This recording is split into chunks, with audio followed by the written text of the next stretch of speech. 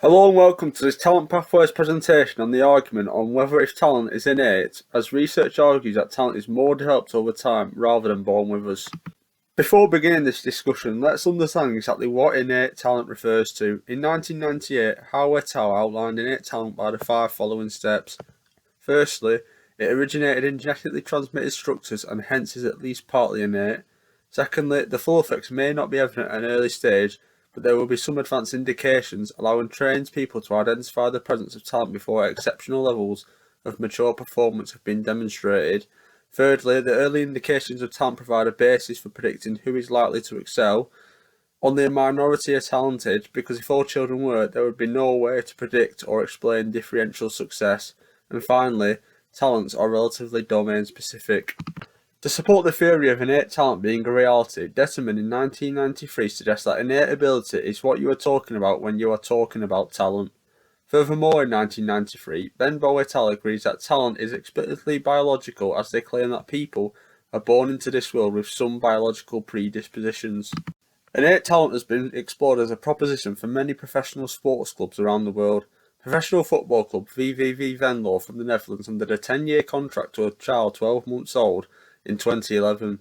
This was after the child's father posted a video online showcasing the child kicking a ball successfully 3 times into his toy box, which followed with an invitation for a trial from the football club. Funnily enough, the child's grandfather also played for the same football club as a professional, which could indicate that the child was born with some innate talent genetics.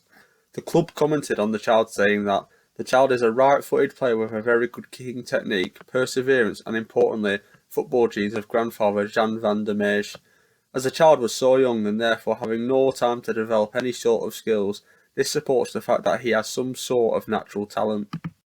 To support the nature over nurture argument, Baker et al. Also suggests that talent identification can occur as young as 6 years of age, prior to when athletes have had the chance to acquire any meaningful amount of deliberate practice and learning, which further supports that the 12-month-old child who signed a 10-year contract in Holland possessed a natural talent. There is also sufficient evidence and research to suggest that innate talent is apparent outside of sports, as according to Myers et al., music, mathematics, physics, chess and arts are all areas where it is not unusual for children to display giftedness. An example of this is one of the most famous prodigies, Wolfgang Amadeus Mozart, who, according to anecdotal evidence, composed his first piece of music at age 4. Myers' research also correlates with Howe et al.'s fifth outline of innate talent, that talent is specific to the domain. This information outlines that there is sufficient evidence that an individual can be born with giftedness. Myers also highlights that even with the same amount of training, certain people will always outperform others. Is talent the reason for this? Now moving on to the nurture side of the argument, as there is also sufficient research to suggest that talent is more developed. A good place to start is Gagne's 1999 differentiated model of giftedness and talent. His model indicates that we are born with some sort of natural abilities and giftedness which allows an individual to stand out early on, but then the individual goes through a developmental process where factors such as the amount and type of training, coaches, social factors, and the effect our family has on our pathway are all factors that will nurture the giftedness and change it into systematically developed skills, i.e. talent, as the individual develops expertise and mastery. Through the developmental process, the individual will learn to build resilience and communication skills as well as physical attributes which can determine the success. Alongside this model, there is other pieces of research that correlate and suggest talent is developed over time. Bloom et al. In 1985 interviewed 21 American swimmers who all achieved success and competed for the USA at the Olympics, and talked about how they perceived their talent.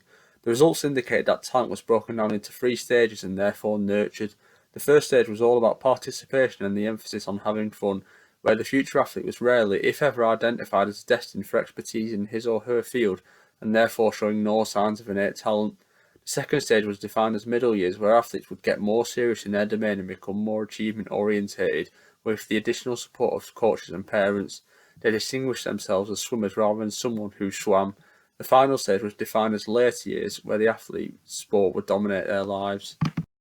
Furthermore, Ericsson et al. In 1993 introduced the concept of the 10-year rule and deliberate practice to achieve expert performance. Ericsson et al. Also found that high levels of performance were reached in a gradual manner following many years of domain-specific activities, influenced by factors such as parental encouragement and other social aspects. This theory of deliberate practice steps slightly away from the argument, but is a good indication that talent is nurtured. This piece of research therefore presents a positive correlation between practice and achievement. To summarise this discussion, there is sufficient research to suggest that talent is a bit of both in terms of nature and nurture. Whilst biologically there is no scientific evidence today that innate talent can be within our genetics, I still believe that it can be within our nature, as shown by stories presented throughout this discussion.